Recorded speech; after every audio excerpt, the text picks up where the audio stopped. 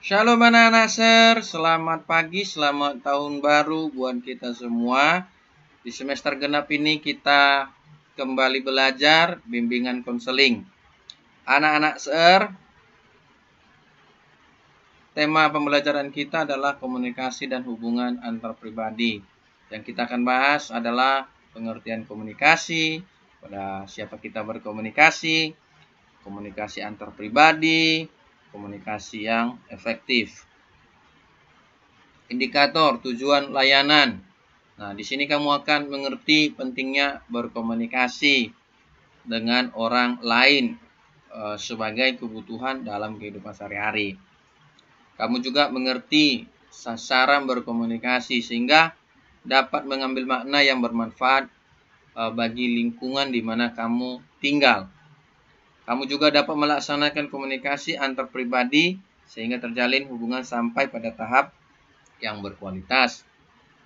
Melaksanakan komunikasi yang efektif dengan menggunakan kemampuan diri dan sarana penunjang yang ada sehingga mendapatkan manfaat yang diinginkan. Untuk mengawali pembelajaran ini, mari kita bersatu di dalam doa. Tuhan Yesus, kami bersyukur hari ini boleh kami Tuhan bersama-sama belajar tentang komunikasi dan hubungan antar pribadi. Tuhan, bimbing hamba-Mu ini untuk dapat mempresentasikan pelajaran ini kepada anak-anak didik hamba sehingga mereka dapat mengerti, memahami apa pelajaran yang hamba sampaikan kepada mereka. Kami memulai pembelajaran ini di dalam nama Tuhan Yesus kami sudah berdoa dan mengucap syukur. Haleluya. Amin. Apa ya arti komunikasi? Nah, di sini ini gambarnya ya, gambar komunikasi.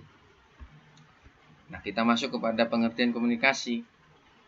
Menurut Gerald R. Miller, komunikasi terjadi ketika sumber pesan kepada penerima dengan maksud sadar untuk mempengaruhi perilaku mereka. Menurut Kamus Besar Bahasa Indonesia, komunikasi adalah pengiriman dan penerimaan pesan atau berita dari dua orang individu atau lebih agar pesan yang diberitakan tersebut bisa dipahami oleh lawan bicara. Menurut Carol E. Hovland, komunikasi merupakan kejadian proses yang memungkinkan seseorang untuk memberikan stimulasi, biasanya dengan menggunakan lambang-lambang verbal, untuk mengubah perilaku orang lain. Jadi komunikasi itu artinya menyampaikan pesan. Jadi pesan yang kita sampaikan ini menggunakan bahasa yang baik sehingga dapat dimengerti, dipahami. Jadi ada perubahan perilaku dari seseorang.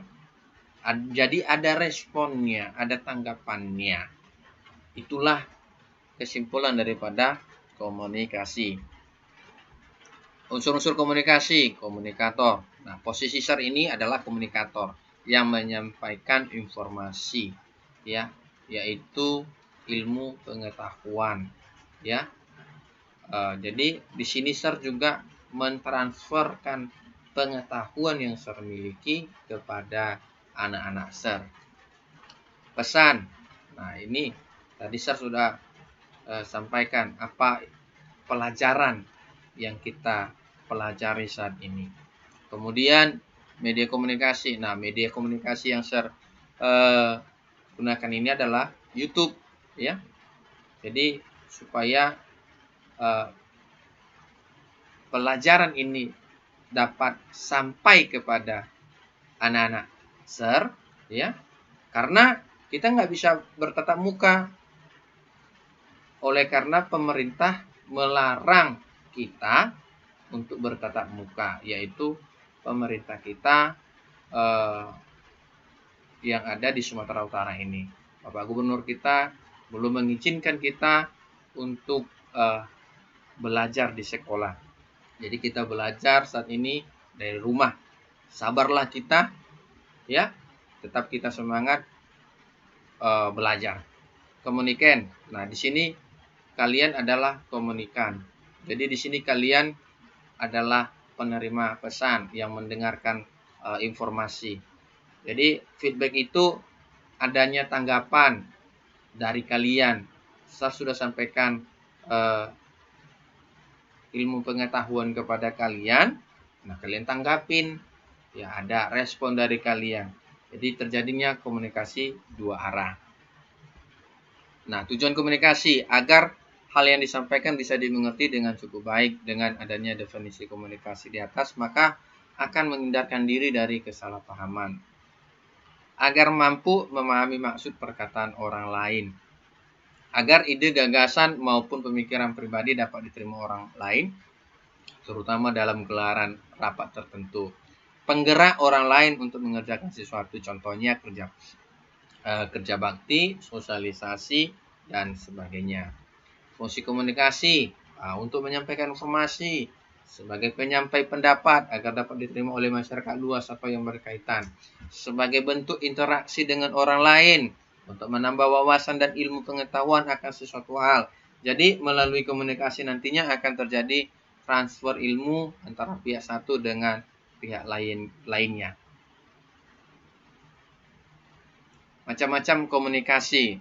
Nah, komunikasi berdasarkan penyampaian itu meliputi tulisan dan lisan. Nah, apa yang saya lakukan ini, ya, saya sampaikan ini, ya, sudah kita laksanakan ini.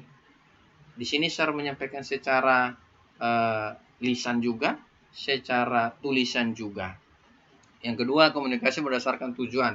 Jadi tadi saya sudah sampaikan kepada kalian informasi pelajaran kita ini tentunya ada tujuannya, ya.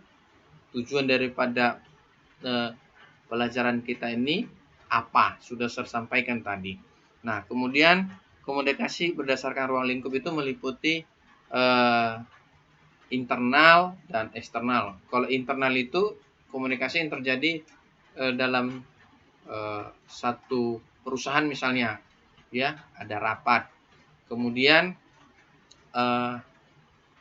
komunikasi eksternal itu, nah seperti yang kita saksikan beberapa hari ini, di mana ya juru bicara Kementerian ya Perhubungan ya menyampaikan tentang kronologis jatuhnya kapal Sriwijaya. Nah, itu komunikasi eksternal.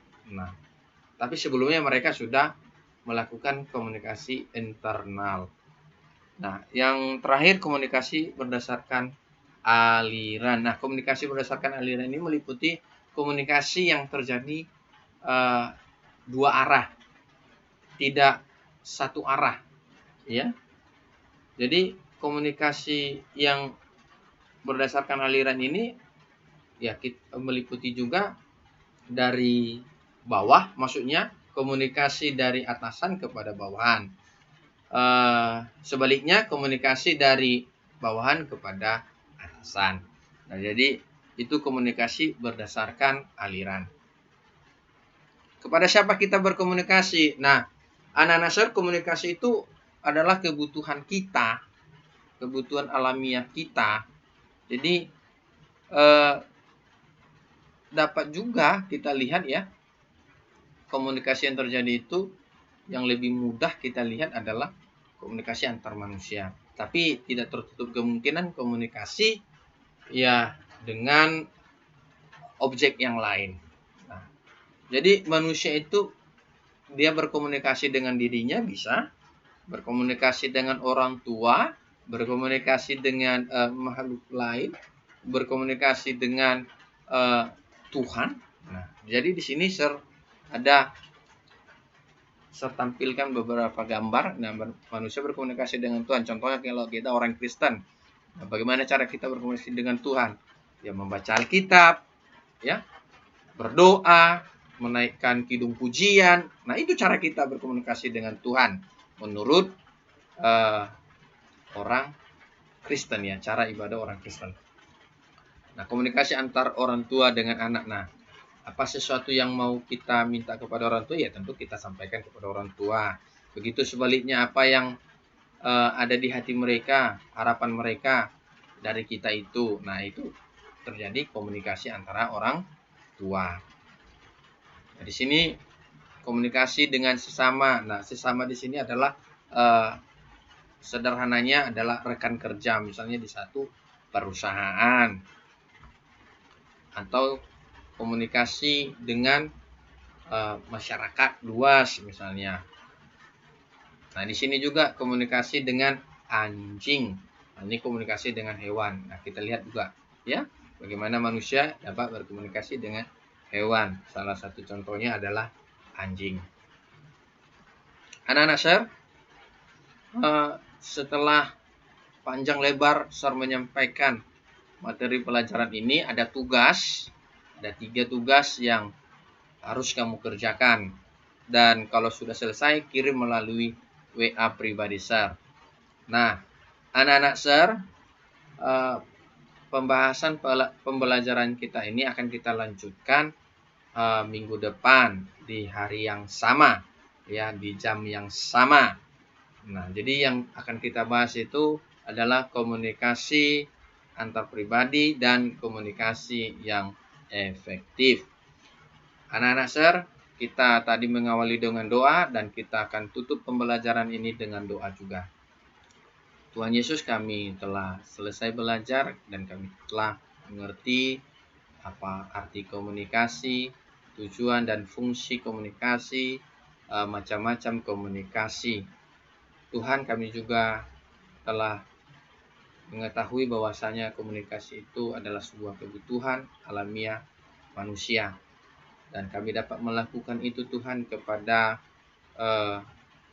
Engkau, kepada sesama kami, dan juga kepada makhluk hidup lainnya. Tuhan, berkati guru-guru kami, berkati orang tua kami, berkati sekolah kami, bangsa dan negara kami. Bapa yang baik, kami berharap kami dapat kembali ke sekolah untuk belajar, diizinkan oleh pemerintah. Bapa, inilah doa permohonan kami yang kami sampaikan di dalam nama anak-Mu Yesus Kristus, Tuhan dan Juru Selamat kami. Haleluya. Amin. Tuhan Yesus memberkati.